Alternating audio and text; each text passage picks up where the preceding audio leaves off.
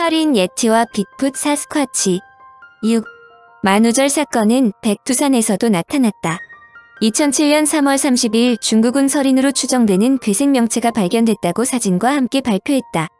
백두산 해발 1250m 지점에서 한 중국 산악인이 촬영한 것으로 키가 2.5m에 달하고 온몸이 털로 덮여있다.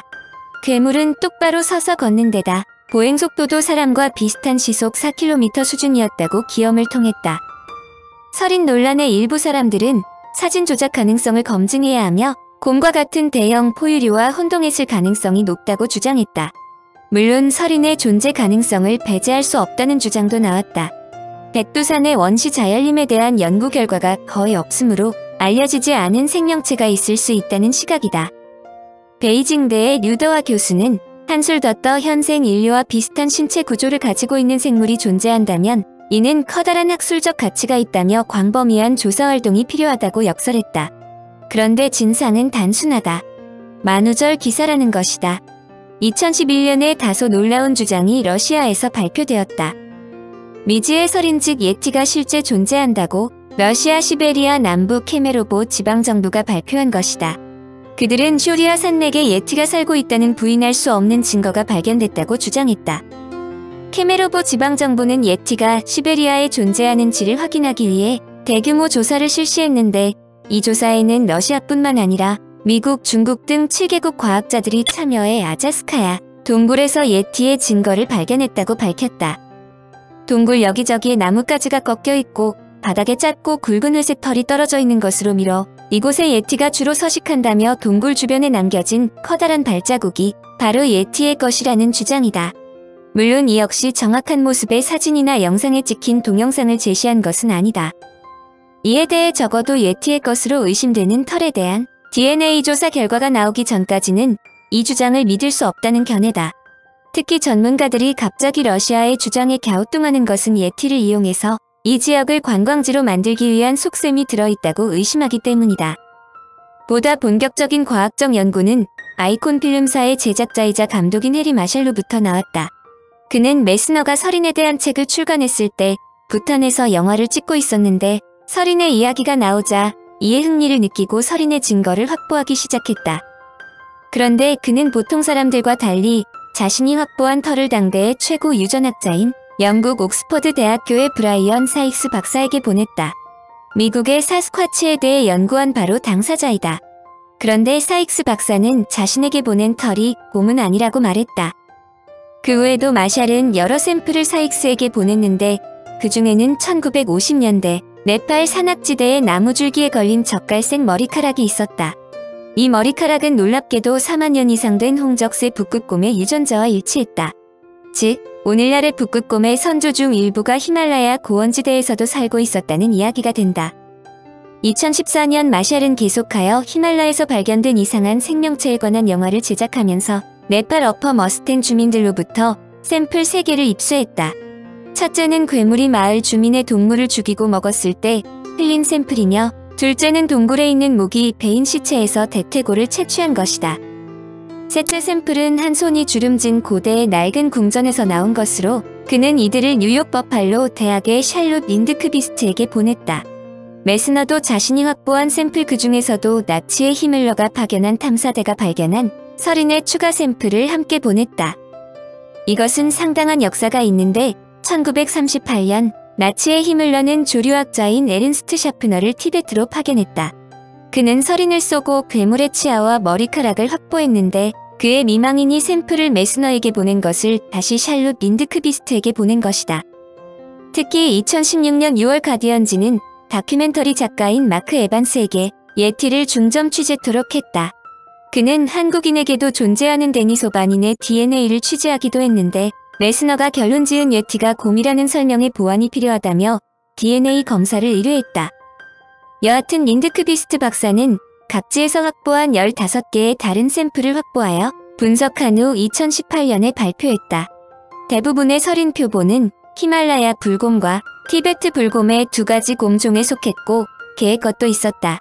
린드크비스트 박사는 이어서 불곰의 분포를 조사하고 가까운 친척과의 관계를 재구성한 후 다음과 같이 말했다. 우리는 히말라야 산맥의 불곰과 티벳 고원의 높은 고도를 돌아다니는 불곰이 상대적인 지리적 근접성에도 불구하고 수천 년 동안 서로 분리된, 유전적으로 고립된 두 개체군에 속한다는 것을 발견했습니다. 그녀의 곰들이 언제 갈라져서 별개의 아종이 될 수 있는지도 추정했는데 약 65만 8천 년 전 육지를 가로지르는 얼음이 히말라야 불곰이 된 불곰 개체군을 격리시켰다고 설명했다. 이후 기후가 따뜻해지고 습해지자 저지대에서 온 유라시아 불곰과 아시아 흑곰이 티베트 고원과 히말라야 동부까지 높은 곳으로 올랐다는 것이다. 이후 빙하 등이 이들을 차단하여 티베트 불곰과 히말라야 흑곰이 되었다는 것이다. 또한 히말라야 흑곰 아종은 약 47만 5천 년 전에 다른 아시아 흑곰과 분리되었다고 발표했다. 예티의 조사가 곰의 진화 역사를 밝혀준 것인데 그녀의 결론은 확실하다. 전설적인 설인 즉 예티의 생물학적 기반은 이들 지역에 서식하는 갈색 곰과 흑곰이라는 뜻이다. 특히 이들 곰은 북극곰이 아님도 분명하게 지적했다. 물론 설인에 대한 이런 연구는 매우 흥미로운 가설이 도출된다. 네안데르탈인과 마찬가지로 데니소반인에 대한 내용이다. 히말라야 산맥을 오가는 셰르파와 티베트인은 다른 지역의 지구인과는 달리 높은 산에서 생활할 수 있는 능력을 갖고 있다. 그들은 EPAS1이라는 유전자를 갖고 있는데 고산지대에서 살고 있는 안데스인조차 이들 유전자를 갖고 있지 않다. 일부 학자들은 한국인에게도 DNA가 포함되어 있는 데니소바인이 히말라야와 티베트에서 설인이 되지 않았느냐는 가설을 세웠다. 즉 빙하기에 이들이 다른 지역에서는 멸종되었지만 히말라야에서 계속 살 수 있었다는 것이다. 그들은 데니소바인이 히말라야에 도착한 시기를 13,000년에서 7,400년 전으로 추정했다. 캘리포니아 대학의 라스무스 닐슨 박사는 셰르파와 티베트인의 연계를 주장하며 데니소바인과 티베트인의 이종 교배를 7,000년 전일 것으로 추정했지만 4만 년에서 5만 년이 될 가능성이 더 높다고 말했다. 물론 이 기간 동안 이 지역에서 인간의 화석이 발견되지 않아 이를 확인할 수 있는 것은 아니다. 2017년 미국 뉴욕주립대학교에서도 전 세계 박물관이나 개인들이 소장하고 있는 예티의 일부라고 전해지는 것들을 분석해본 결과 전부 곰의 것으로 확인되었다. 히말라야 설인 DNA 분석 결과 정체는 곰, 따라서 현존하고 있는 예티의 가죽, 뼈 등은 전부 가짜라는 것을 다시 확인한 것이다. 예티의 열기로 인한 근래의 에피소드도 알려진다. 예티에 대한 열기는 예티의 증거를 찾는 것이 관건인데 이에 불순한 일이 게재되기 마련이다. 한마디로 예티의 증거라고 알려진 곳에서 수많은 증거들이 도난당했는데 그중 하나가 티베트의 수도원에 반환되기도 했다. 그런데 진본이 아니라 복제품이다. 마이크 올섭은 예티의 손뼈, 두개골 모자의 복제품을 4,000m에 위치한 팡보쉬 수도원에 반환했다. 원본은 1990년대에 수도원에서 도난당한 것으로 예티의 증거 중 가장 유명한 것이다. 이것은 설인을 찾는다는 명분으로 1950년대 원정대의 리더인 피터 바이른이 탈취한 것으로 그는 그의 친구로 당시 유명한 할리우드 배우 제임스 스튜어트에게 주었다. 당시 스튜어트는 아내와 함께 캘커타에서 휴가를 보내고 있었는데 그들은 그 뼈를 란제리 상자에 넣고 영국으로 밀반입하여 옥스포드 대학의 교수에게 검사를 의뢰했다. 또한 1990년대 미국 텔레비전 채널에서 손과 두개골에 대한 다큐멘터리를 제작했는데 이때 두 증거물이 사라졌다. 올섭은 에베레스트 지역을 트레킹한 후 이런 내용을 듣고 복제품을 만들어 수도원에 다시 보낸 것이다. 그의 생각은 단순하다.